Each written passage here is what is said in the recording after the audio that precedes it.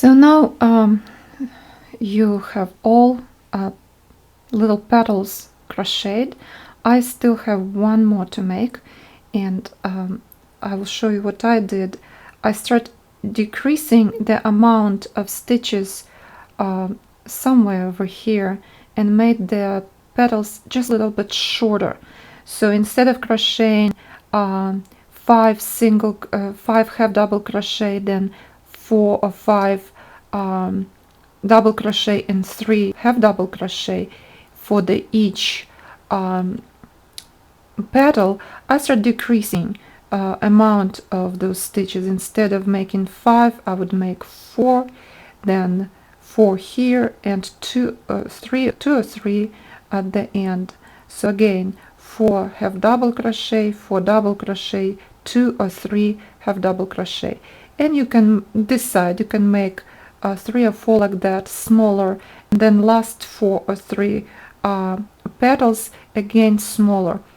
Here I was doing 5, then 3, 3, or 4, 3, 3.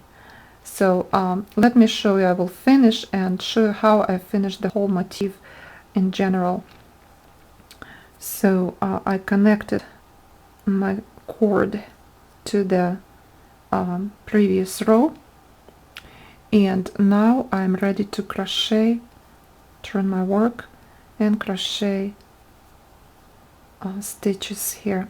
So you can also adjust the when you go on the back, crocheting the first foundation part of the leaf, you can just simply instead of 9 stitches right here, can make 7 for the last one. So this is what we will do. We'll crochet 1, 2, 3, 4, 5,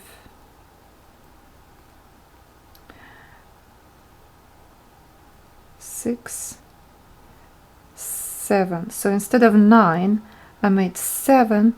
Now I can attach my cord to the previous leaf with a single crochet stitch, and instead of 5 you can make 3 single crochet stitches over the cord. 2, 3 or 4, depends what you want to do. You don't really want it to be very little, but makes sense. Fern leaves, if you look in real life, they are not all the same throughout the stem, the middle rib. They all change in sizes. Again, we turn the work and we'll crochet again over the packing cord. So the first stitch will be half double crochet stitch.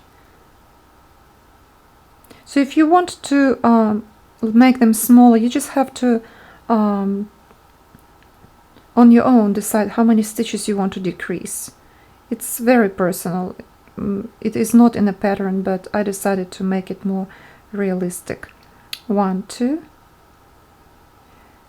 and 3. Let's make 3 instead of 5. So 3 half double crochet. Let's see how many we can fit here. 1 double crochet, 2 double crochet, 3 double crochet, and we can make I would say we'll make 4 double crochet stitches and 2 half double crochet at the end. 1 and 2. So decreasing the stitch, this is what will bring us. And now we will, the last leaf, again attach the packing cord to this last area right over here, where the we're not going to crochet over this tail right here. So we have this bump right over here. This is where we will attach our last leaf or petal. I honestly don't know how to call it. But small leaves, this can be the name of it. So we can skip here 1, 2, or 3 stitches and connect to the last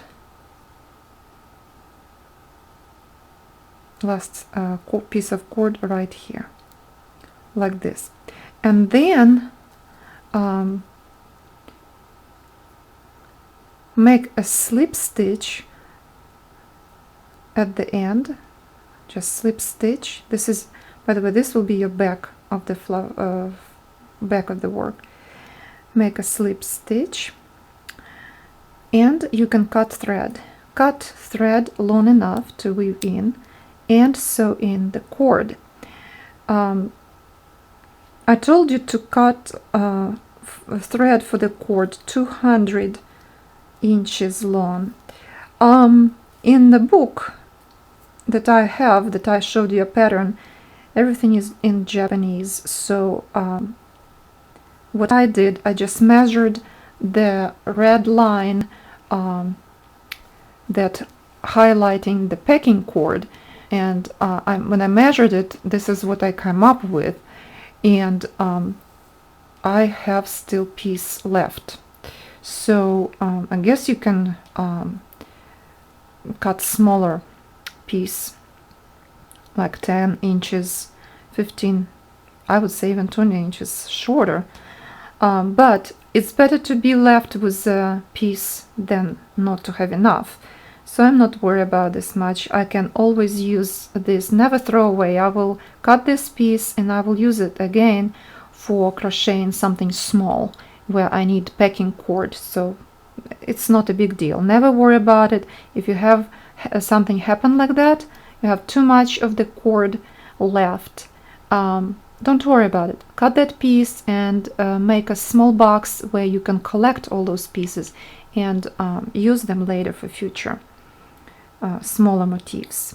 So now on the very back, I always recommend to cut thread that you crocheted with, the working thread, up to 7-10 inches. It is needed for only one reason, that you can weave in the end, and it will be long enough piece and your thread will never come out. Sometimes when I was when I teach, I sometimes see how people crochet. They will cut a very small thread, piece of thread, 1 inch or 2, make slip stitch, pull the thread out, and this is all they leave, like that long, and hide this piece or weave in with a crochet hook, and thinking that it will be enough. The problem is that if you wash your clothes, if you wear it, if you will make enough clothing, and you will see that this will not be enough. It will be a disaster if you one day will pick up your clothes and something unraveled. All your hard work that you spent crocheting is unraveled. It's not fun at all. Now, sometimes, cut long a piece of thread and don't cut the cord yet. You can weave in the cord also, or I will show you how I do that. In one of the videos I am showing it already, but it's never bad to repeat yourself one more time. So here we are. Now let's make a decision. It's up to you. A lot of people, of course, this is our front work. This is the front of the or face of the motif. Sometimes people like the way the back look like. When you look on the back, and here's the front part, it is, when you look at the small petals, they kind of look a little bit bumpier. The texture is a little bit different, look kind of better. So if you like this side, the back side, then you will have to sew the motif, sew the packing cord and the thread to weave in on a face, where the face of your work. so you'll have to move everything to the front. But if you like this side, the right side of work, then just leave it that way and weave in right here. So you have to make this decision on your own. I cannot tell you what to do. Sometimes people just love the way it looks like. It's really textured. It's a little bit different. And if you can use this side when you make fern that curl one way to the left, and another you need to turn to the right, curl this direction, so you can then manipulate it the way you want. And you if you need this side, then you have to move all those cords and thread to the other side, to the face of the motif, and make this your front part or face of the work. So it's up to you. You choose where you will do it. So when you choose this side, then it will be that way.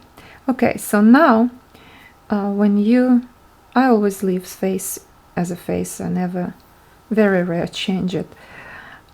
So now we will move this packing cord to the area where the cord was before, right here, and we will lay on it small piece at the time, and we will sew over this cord with the thread, with the working thread. And when you sew over it, just simply insert the needle into each stitch and do it very tight, and next insert the needle into each single stitch. That way when you sew it in, the thread that goes over the cord will be tight and lay next to each other. Each little piece will be placed on the cord tightly. This is very important for Irish crochet, that your crochet work will be tight, and also when you finish in your work, also finish it exactly the way I'm telling you, very tight.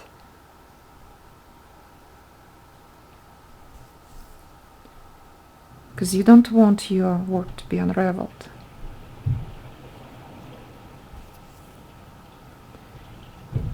And my recommendation, to sew over the packing cord for a piece of a half an inch long or inch long. It's up to you. You can weave in a little bit more, a little bit longer piece. So by doing this, you right now taking care of the packing cord. That way that end will be kind of like weaved in. You will have, it will look like you were crocheting here over the cord. You will not see anything at all. It will look really nice if you will do it neatly, and if you will insert the needle into each stitch right on a cord over here. So you're sort of sewing over the cord. Half an inch, 3/4 of an inch, or an inch, does not matter. After that, after you finish long enough piece, insert the needle into the same spot right in here. If it is permit, if like I was very tight in here and I cannot insert my needle is not really going in. I'm stuck in here. So what I will do, I will insert the needle and weaving my working thread right over the same area right over here where the packing cord was. It's the easiest and best place to weave in. So insert the needle slowly, stitch by stitch, into this packing cord area on the back and pull it through. Go one direction and then for a few inches, and then the opposite direction also for a few inches. This way you will be sure that it will never unravel. It's okay, leave small cut thread short when you do it for doilies, because you really don't have to wash doilies, you have to shake them from the dust, that's it. But if you make clothing, I will not recommend to cut short ends. So few inches this direction and then the opposite direction. This way you will know that your thread is well weaved in and it will not unravel. The work will be always nice and tidy and neat. Okay, if you have the problem like I do, I cannot go in back because I have enough, just one thread in there, and I cannot move my needle in here. Well, probably I can, I'm not sure. I will do it piece by piece, just two. I will insert the needle into a 2 or 1 stitches at the time. This will allow me. So don't be in a hurry. Take a very good time, longer time, to weave in all ends good enough that you will not worry. So I'm done in here, and I can cut thread that I weaved in, and you can cut packing cord. And be careful, don't cut the thread that you were sewing with. It's better a few millimeters will be kind of showing because it's on the back. Nobody else will see it, and with time it will just disappear. So here it is, the motif. I would recommend you to steam it, not iron. Don't press it with iron. Cover it with a thick towel, bath towel that you use for bath. I buy always small pieces, small towels for Irish crochet, and then put it over the motif. You can take a wet towel if you want, put it over the motif on the ironing board, and just slightly touching with the iron, no pressing, just slightly touching the area, the towel, steam it very well. This is all you need to do. No ironing your motifs. So here it is.